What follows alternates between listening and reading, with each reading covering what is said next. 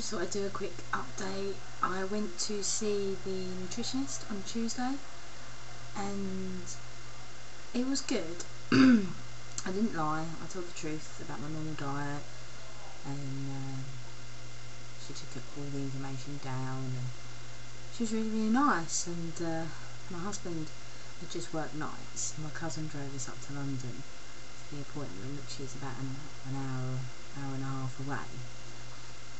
My husband didn't sleep in the car on the way there, and we get there, and my appointment's at 10:15, so he's done a whole night, come up there with me, and he did really well. And we had the appointment with the nutritionist, and she said, oh, you know, are you staying to the group session?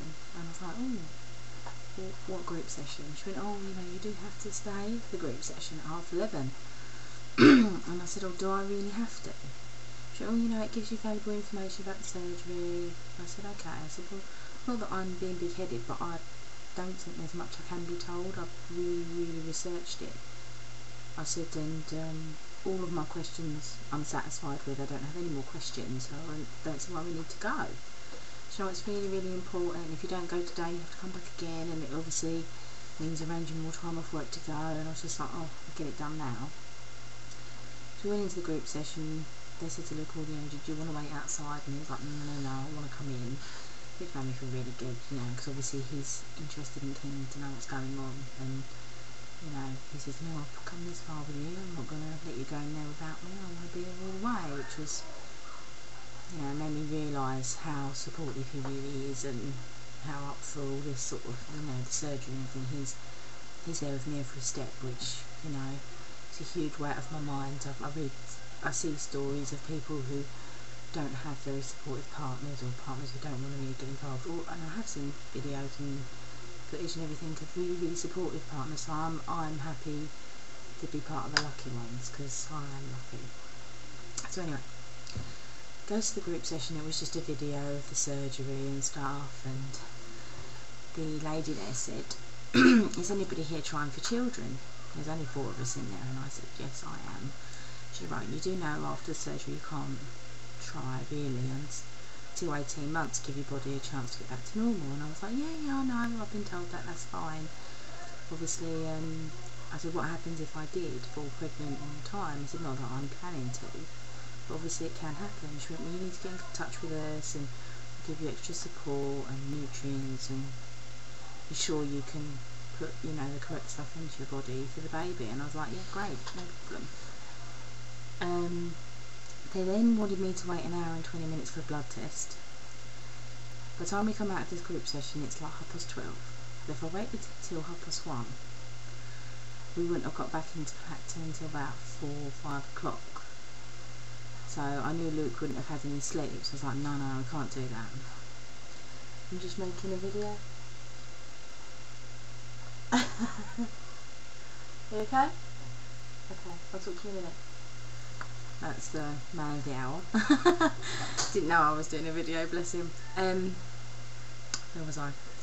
Yeah, so obviously getting home again was going to be a major issue, and Luke was going to be back at work at like 9:30, and his eyes were getting all glazy and bloodshot, and yet he was still really patient. So I said, can I not have this blood test done at my own blood clinic, you know, and then they'll send the results up. No, I've got to have it done here. And I was just like, anyway, went to go outside to make a phone call, etc., and then go back into the queue. And we bumped into the dietitian in the hallway. She managed to get me to go straight into the blood clinic and have my blood done straight away, because she knew we had obviously the journey to go home, etc. So that was a real bonus, because it was a real sort of rough area of London.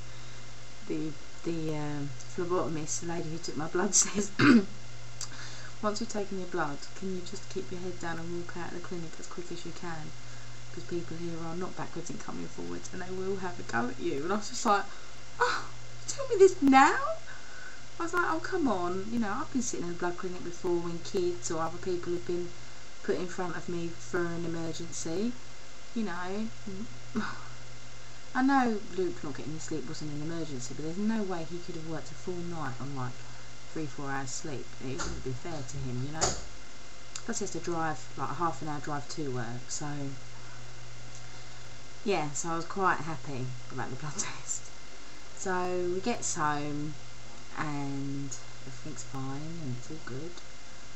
And Luke goes to work, and I don't know, I start thinking about 18 months to have babies. Do you know what I mean? And I think, when you've been trying for 6 years, I'm 27, I'll be 28 in 3 months, and I'm supposed to be getting my surgery within the next 3 to 4 months, so I'm looking at being about 28 when I get it. Then 18 months,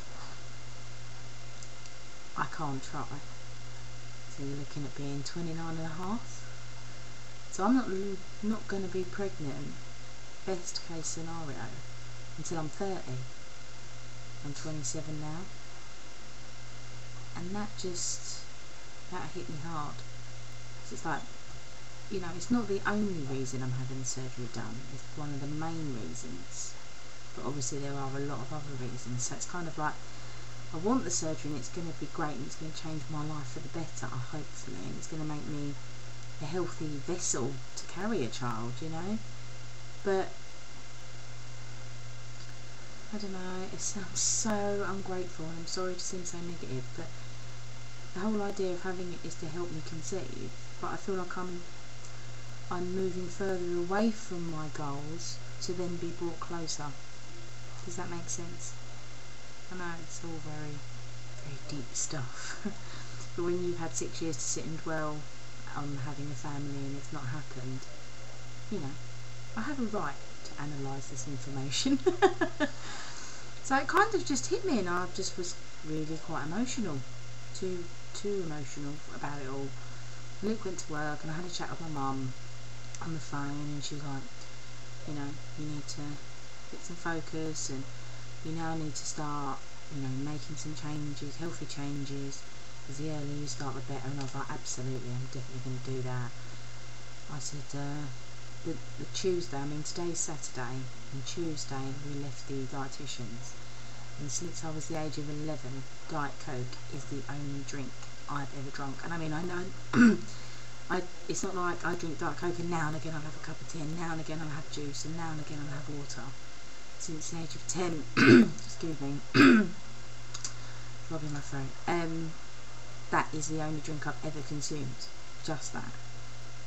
And Tuesday when I come back to dietitians, because they said it could be uncomfortable after the surgery to drink,